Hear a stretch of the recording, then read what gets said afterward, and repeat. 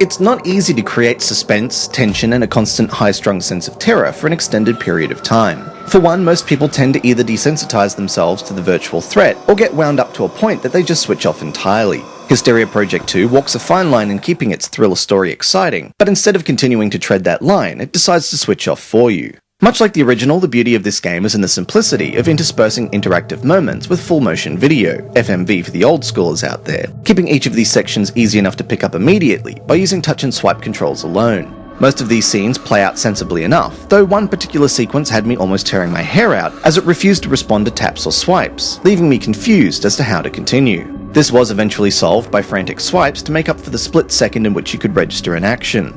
While Bulky Pix does a great job of invoking all the necessary elements to create a tense environment, soul-scraping background effects, chilling environments, and so on, it's hard not to feel like an invader in a world that's never explained. Elements like collectible diary pages help to whet the appetite for a story, but as soon as the game kicks in past what could be considered the first act, it's immediately ended. The mental frustration that this causes is maddening, and perhaps that's the point, but being kicked out of a game in mere minutes of having started it with no sense of growth for any character involved is just poor storytelling. For a game that depends so much on its ability to engross you in a story, this just seems like a slap in the face for even bothering. Returning fans might be more forgiving as they should already know what they're getting into, but if you're coming in fresh and still intent on picking up Hysteria Project 2, grab the original game while it remains free to at least bulk up the experience.